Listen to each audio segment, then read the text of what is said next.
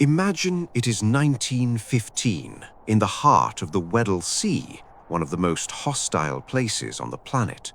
Your ship, the Endurance, is nothing more than a wooden skeleton being crushed by the pack ice. Before you, there is only the polar night and thousands of miles of shifting ice.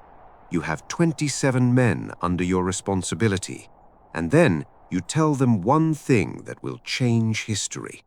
The ship is lost. We are going home. How do you get these men, condemned by nature, to continue following you? That is what we are going to explore today. We aren't just going to talk about a failed expedition. We are going to deconstruct the greatest case study in human survival ever lived, the epic of Ernest Shackleton. It all begins with an outsized dream.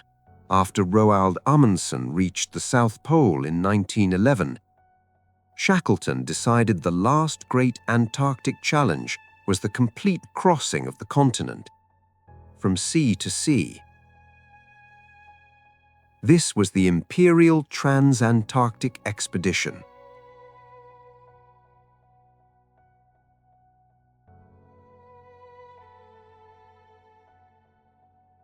To him, it was a business, a structured organization. But look at how he recruited. There is the myth of a newspaper ad seeking men willing to die for a pittance. In reality, historians have never found that ad. He didn't need it. He received over 5,000 applications thanks to his fame. What is fascinating is his selection process, which we would today call pure emotional intelligence. He wasn't just looking for technical experts. He was looking for optimism, imagination, and courage. He asked a physicist, Reginald James, if he could sing before they even spoke of science. Why? Because he knew that on the ice, the number one enemy is the mental collapse of the group. From the start, reality hit hard. Even before arriving, warnings were circulating. Meteorologist Robert Mossman had predicted by studying South American climates that the ice would be exceptionally dense that year. Norwegian whalers in South Georgia confirmed it. The ice is very far north. Do not go. But Shackleton, driven by his ego and the momentum of his project, decided to force the passage in December 1914. And then, the worst-case scenario happened. In January 1915, just one day's sailing from their goal, the Endurance found itself imprisoned, beset, frozen in the ice.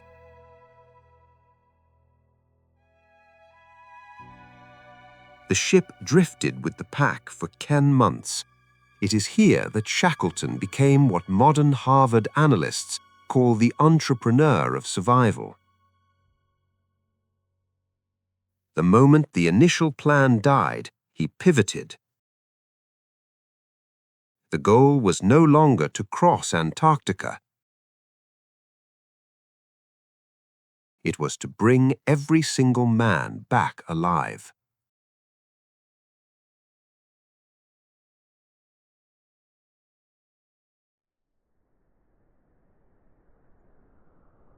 To maintain morale, he broke the class hierarchies of the Victorian era.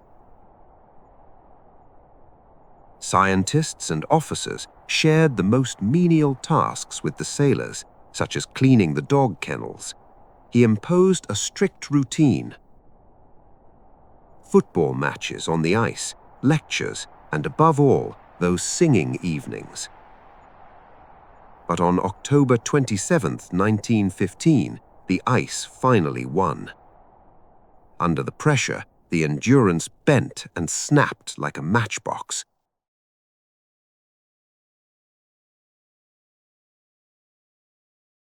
The order to abandon ship was given. Imagine this moment of extreme crisis management. Shackleton asked his men to throw away everything they owned. Each man was allowed only 1 kilogram of personal effects, but he made an exception for Leonard Hussey's banjo. He called it his mental food. He sacrificed logistical weight for a musical instrument because he knew that morale weighs heavier than lead.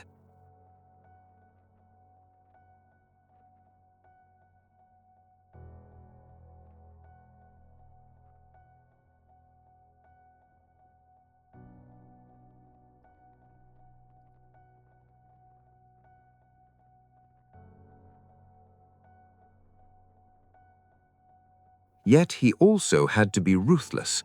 To survive on the drifting ice, he ordered the weakest dogs to be shot, and even Mrs. Chippy, the carpenter's cat. It was an atrocious decision, but necessary for the collective survival.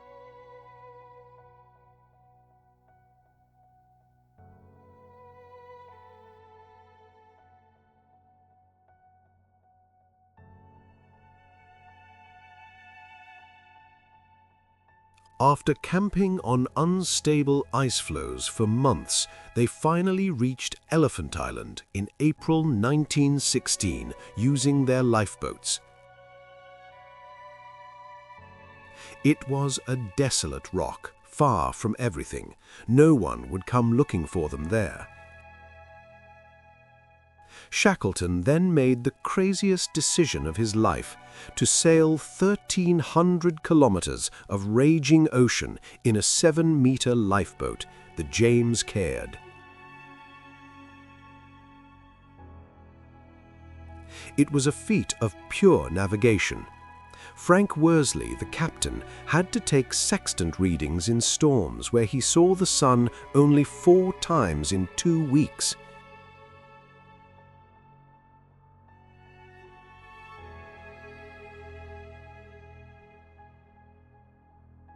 If they missed South Georgia Island by just a few miles, they would be lost in the Atlantic.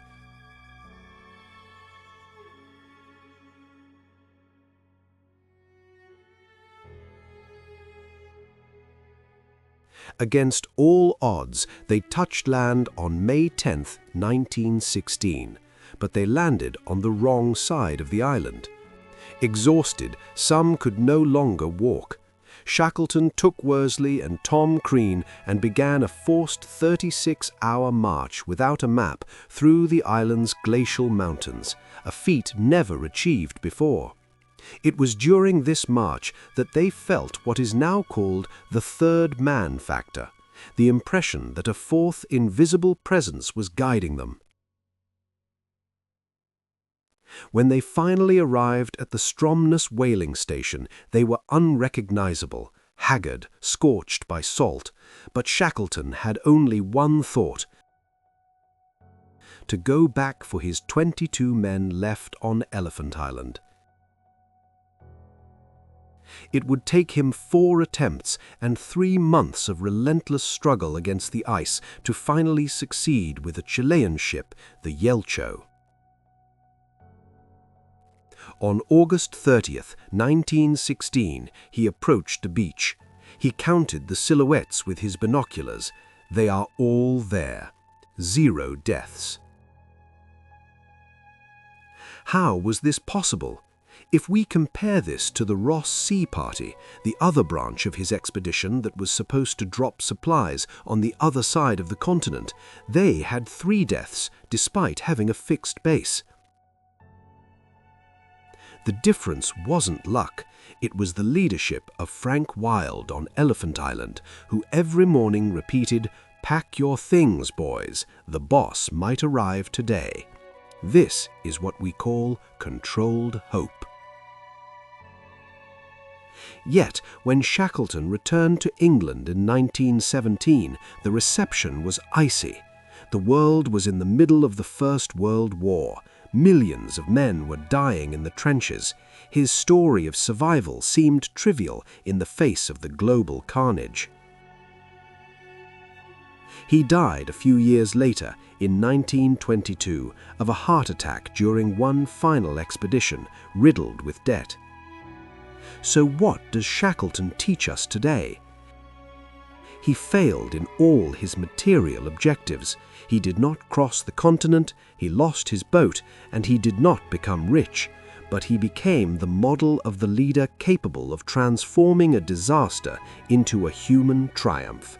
As one of his contemporaries said, "For a swift raid, give me Amundsen. For a scientific mission, Scott. But when you are in a hole and all hope seems lost, get on your knees and pray for Shackleton." Today, in the age of algorithms and zero risk, could this type of leader still exist? Perhaps Shackleton simply reminds us that in the worst of crises, technology will not save you. Only your human choices will.